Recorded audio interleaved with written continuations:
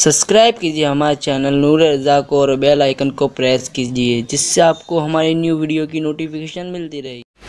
بندہ سوچتا ہے کہ میں گنہگار، میں سیاکار، میں بدکار، چلے ٹھیک ہے، اچھی بات ہے، سوچنا بھی چاہیے، بلکہ آدمی کو سوچنا چاہیے کہ سب سے بڑا گنہگار میں ہوں، لیکن دل میں سوچنا چاہیے، واقعی سوچنا چاہیے کہ میں سب سے بڑا پاپی ہوں۔ جو اپنے آپ کو گنہگار نہ سمجھے اس سے بڑا کون گنہگار۔ لیکن آپ سے پوچھتا ہوں، یہ سوچ کر دعا چھوڑ دینا کہ میں گنہگار نہیں، شیطان سے بڑا کوئی گنہگار؟ شیطان سے بڑا کوئی گنہگار؟ شیطان بھی دعا کیا تھا تو اللہ نے اس کی دعا بھی قبول کیا۔ جب اللہ نے کہا نا اخرج، نکل نکل یہاں سے، تو رجیم ہے، مردود ہے، تو رجیم ہے، مردود ہے، اس نے کہا ضرور جاتا ہوں لیکن ایک عرضی ہے۔ اللہ کی بارگاہ میں عرضی لگانے کو تو دعا کہتے ہیں۔ جاتا ہوں مگر میری عرضی ہے۔ کہا کیا عرضی ہے؟ کہا مجھے مہلت دے، میں قیامت تک زندہ رہوں۔ جا عطا کیا۔ جو شیطان کو عطا کرے وہ آپ کو نہیں دے گا؟ جو محمد الرسول اللہ کا کلمہ پڑھتے ہیں اس کو نہیں دے گا؟ کہ یہ سوچ کر کے میری دعا کیا قبول ہوگی؟ ارے آپ کیجئے دعا، کرو تو صحیح، اور پھر سوچو۔ آئیے دوسرے نمبر کا گنڈا جس کو فرعون کہتے ہیں۔ یہ فرعون کون ہے؟ یہ فرعون حضرت موسیٰ علیہ السلام کے خلاف برائی پھیلانے والا، موسیٰ علیہ السلام کو دھمکیاں دینے والا، موسیٰ علیہ السلام کے قتل کا پلان بنانے والا، موسیٰ علیہ السلام کی قوم کو اذیت پہنچانے والا۔ اس کو اتنی عزتیں کیسے تھی؟ اتنی عزتیں کیسے تھی؟ اس کے سر میں کبھی درد بھی نہیں ہوتا تھا، کبھی بیمار بھی نہیں پڑتا تھا۔ پیسے کی فراوانی، دولت کی فراوانی، ظاہری عزت کی فراوانی۔ تو حدیث پاک میں آتا ہے کہ وہ دن کو کہتا تھا کہ میں خدا ہوں، دن کو کہتا تھا میں خدا ہوں، اور رات کو گڑ گڑاتا تھا اللہ مجھے عزت دے، اللہ مجھے دولت دے، اللہ مجھے جاؤ حشم دے۔ دن کو خدا کہتا تھا اور رات کو گڑ گڑاتا تھا بندہ بن کر کے۔ تو فرعون ہو کر بھی خدا سے مانگتا تھا لیکن گڑ گڑاتا تھا اللہ کی بارگاہ میں۔ اسی لیے اللہ نے، چونکہ تھا تو کافر لیکن مانگتا تھا خدا سے، تو اللہ نے اس کو دنیا میں عطا کیا، کیونکہ اللہ دنیا میں کافروں کو دیتا ہے، آخرت میں اگرچہ ان کو نہیں ملے گا لیکن دنیا میں دیتا ہے۔ اب مجھے بتاؤ، جب فرعون کی دعا اللہ سنتا ہے تو میری اور آپ کی دعا نہیں سنے؟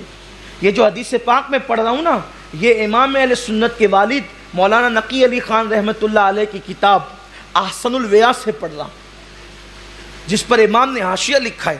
مجھے حیرت ہے کہ جب وہ فرعون کی دعا سنتا ہے، اور فرعون کی دعا صرف سنتا ہی نہیں بلکہ فرعون کی دعا قبول کرتا ہے۔ فرعون مشرک ہے، فرعون کافر ہے، فرعون ظالم و جابر ہے، لیکن خدا سے وہ پر امید ہو کر کے مانگ رہا ہے، یقین سے مانگ رہا ہے، رب کی بارگاہ میں گڑ گڑا رہا ہے، تو اللہ اس کو عطا کر رہا ہے، جاؤ حشم دے رہا ہے، ظاہر دنیا ہی میں صحیح عطا کیا جا رہا ہے۔ اب مجھے بتاؤ، جب ایسے ایسے پاپیوں کو دیتا ہے تو کیا مصطفیٰ جان رحمت کے غلاموں کو وہ نہیں دے گا؟ کوئی مصطفیٰ جان رحمت کو وسیلہ بنا کر مانگے تو صحیح، اللہ والوں کو وسیلہ بنا کر مانگے تو صحیح۔ اس کا مطلب دماغ سے یہ کلیئر کر دو، ختم کر دو کہ میں گنہگار ہوں، میری دعا کیسے قبول ہو؟ دے گا، یقین سے مانگو۔ لیکن دعا کے کچھ آداب ہیں، سب تو نہیں پڑھتا لیکن کچھ آپ کو بتاتا ہوں کہ پہلی چیز دعا مانگتے وقت اپنے گناہ بھول جایا کرو۔ بھول جاؤ ہم گنہگار ہیں، دعا کرتے وقت بھول جاؤ ہم گنہگار ہیں، کیونکہ جب اپنے گناہ یاد کرتے ہیں تو دعا کرنے کی ہمت نہیں ہوتی، اور جب اس کی رحمت یاد کرتے ہیں تو پھر بڑی بڑی تمنائیں مچلنے لگتی ہے دل میں، اس لیے کہ تو کریم۔ اس لیے یہ کس نے کہا حد سے سوا مانگ رہا ہوں؟ یہ کس نے کہا حد سے سوا مانگ رہا ہوں؟ جیسا ہے گنی ویسی عطا مانگ رہا ہوں، جیسا ہے گنی ویسی۔ اور دیکھو اس کے یہاں مانگنے میں چھوٹی مانگو یا بڑی مانگو اس کو برا نہیں لگتا. اللہ کے رسول فرماتے ہیں میرے جوتے کے تسمے ٹوٹتے ہیں تو یہ میں اللہ سے مانگتا. اب کوئی بڑے مالدار کے گھر شادی کے دن جا کے کوئی کہے ذرا ایک ہڈی دے دے, تو وہ کہے گا میں ہی ملا تھا مذاق اڑانے کے لیے, مجھ سے ہڈی مانگ رہا ہے جبکہ میرے دسترخوان پہ ہزاروں لوگ کھا رہے ہیں. تو کہا اچھا ٹھیک ہے پورا کھانا اٹھا کے دے دے. تو کہا یہ بھی اس سے بھی بڑی کوئی مذاق تھی, ارے پورا کھانا اٹھا کے تجھے دوں گا تو اوروں کو کیا کھلاؤں گا. ایک شخص ایک بادشاہ کے پاس گیا, کہنے لگا ایک چونی دے دو. تو کہا کہ کم سے کم میری حیثیت تو دیکھی ہوتی, میں بادشاہ ہوں تو مجھ سے چونی مانگ رہا ہے. کہا اچھا پوری سلطنت دے دو. تو کہا اپنی حیثیت تو دیکھی ہوتی,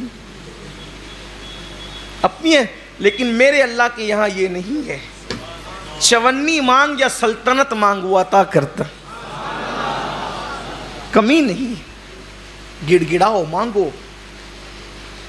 ہو دعا کے آداب میں سے آداب ایک ادب یہ ہے کہ دعا کرتے وقت اپنے گناہ بھول جاؤ, اس کے کرم پہ نگاہ رہے, اس کے کرم کو یاد کرو, عنایتوں کو یاد کرو. اور دوسری بڑی چیز کہ دل حاضر رہے دعا کرتے. یہاں تو حال یہ ہے کہ ربنا آتنا فی الدنیا حسنہ. پوچھو یہ ربنا آتنا کیا ہے؟ کبھی سوچا بھی ربنا آتنا؟ جو دعا مانگو اور دعا میں دل حاضر نہ ہو وہ دعا رد ہے, بلکہ وہ دعا ہے ہی نہیں. کم سے کم بندہ جو مانگ رہا ہے وہ تو تجھے پتا ہو کہ تم مانگ کیا رہا ہے. یہ رٹو توتے والی دعائیں مقبول نہیں ہیں. جب تک دعا کا معنی نہیں سمجھے گا یہ دعا دل سے نکلے گی کیسے؟ دل سے جو بات نکلتی ہے اثر رکھتی ہے, پر نہیں طاقت پرواز مگر رکھتی ہے. تو دعا کا تعلق دل سے ہے, وہ دل سے نکلے. معنی ہی پتہ نہیں ہے, دل حاضر ہو, پھر عاجزی ہو, پھر گڑ گڑانا ہو, پھر رونے جیسی صورت ہو. رونا نہیں آتا تو رونے جیسی صورت ہو. اور کامیاب ہے وہ دعا جس میں کم سے کم ایک آنسو نکل جائے. منہ بگڑتا ہے اس کی پرواہ نہ کرو, چہرہ کیسا لگتا ہے اس کی پرواہ نہ کرو. ارے لوگوں کو کیا دکھانا ہے, یار دیکھ لے, بس اسی میں ہماری کامیابی ہے. میں کیسا لگوں گا؟ تو کیا دعا کرتے وقت آپ نے کوئی شوٹنگ کروانی ہے؟ میں کیسا لگوں گا؟ ارے کیسا بھی لگے گا, قدرت کو پیارا جائے. صالحین جیسی صورت بنا, آنکھوں میں آنسو لا, عاجزی کر, گڑ گڑا. اور پھر دعا میں تکرار بڑی مقبول ہے, یعنی ایک ہی بار کو بار بار ریپیٹ کرو. دے دے دے دے دے دے دے دے دے دے دے دے کا کم سے کم 3 بار تو بول, پھر 5 تک بھی پہنچ, پھر 7 تک بھی پہنچ. اس لیے کہ اور جگہ تکرار کرو تو لوگ کہتے ہیں آگے بول, بور مت کر, لیکن یہاں تکرار کرو تو بڑی پسند آتی ہے. یہاں تکرار پسند آتی ہے کیونکہ تکرار میں عاجزی بڑھتی جاتی ہے. اور پھر دعا میں یہ 2 چیزیں خاص کیا کرو کہ 3 مرتبہ یوں کہا کرو, یا ارحم الراحمین, یا ارحم الراحمین, یا ارحم الراحمین. ارحم الراحمین کو پکارو, کہو یا اے سب سے بڑھ کر رحم کرنے والے. کیونکہ حدیث پاک میں آتا ہے ایک فرشتہ خاص اس کے لیے قدرت نے مقرر کر دیا ہے کہ جو 3 مرتبہ پکارے گا ارحم الراحمین, ارحم الراحمین, ارحم الراحمین, فرشتہ کہے گا 3 بار رحمان و رحیم کہنے والے اب مانگ. قدرت نے اپنے کرم سے اپنے اوپر واجب کر لیا ہے, جو مانگے گا قدرت تجھے عطا کر دے گا.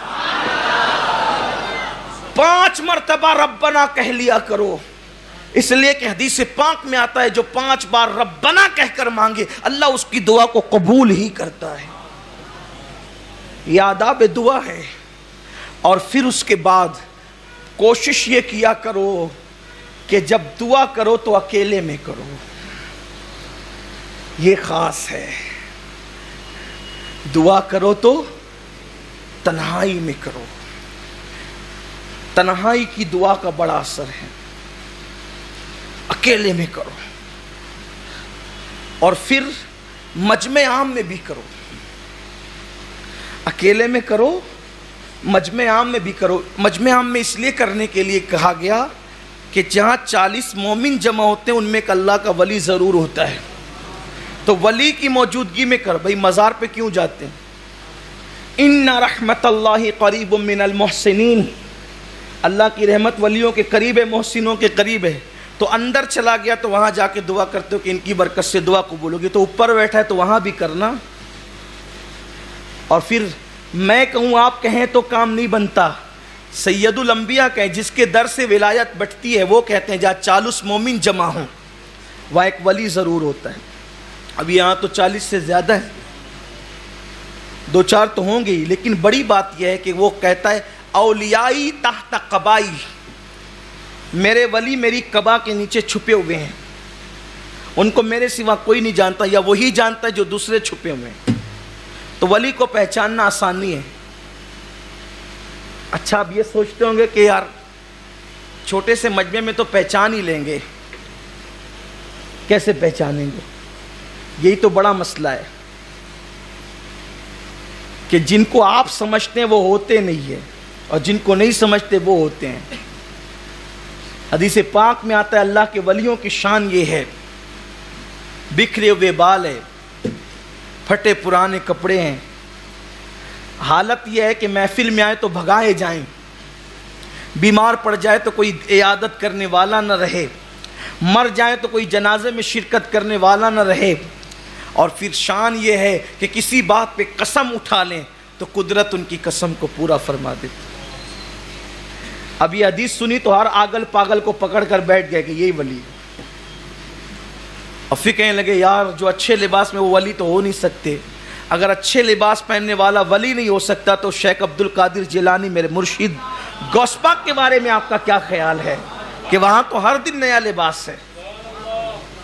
اور پتہ چلا کہ اب آپ اس چکر میں پڑے نہیں. حضور نے کہہ دیا 40 میں ایک ولی ہوتا ہے. سوچو نا یار 40 ہے تو کوئی نہ کوئی تو ہوگا. ہمیں تو کیا کرنا، آم کھانا ہے، پیڑ تھوڑی گرنا ہے.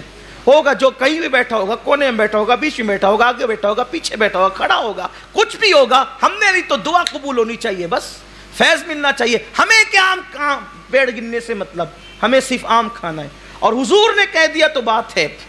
اور جتنا بڑا مجمع ہے پھر دعا اتنی زیادہ پر اثر ہے، اس لیے کہ جتنے زیادہ ہوں گے اتنی زیادہ مقبول. اسی لیے اجتماعی دعا رکھی جاتی ہے اکثر، اجتماعی دعا. اور آپ سوچیں گے کہ 40 میں ایک ولی کیسے ہوتا ہے. اصل بات یہ ہوتی ہے کہ اللہ والے ایسے مجمع میں پہنچ جاتے ہیں اس مجمع کی قبولیت کی ضمانت بن کر کہ وہاں لوگوں کی بگڑی بن جائے. اسی لیے تو کہا گیا نا جہاں دینی محفل منعقد ہو وہاں جایا کرو، وہاں پہنچا کرو دینی محفل میں. کہ ایک دینی محفل میں پہنچنا جو ہے وہ 70 گناہوں کی محفل کا کفارہ بن جاتا ہے. ایک دینی محفل میں پہنچنا 70 گناہوں کی محفل کا کفارہ بن جاتا ہے. تو اس لیے تنہائی میں دعا کیا کرو، پھر اس کے بعد مجمع عام میں دعا کیا کرو.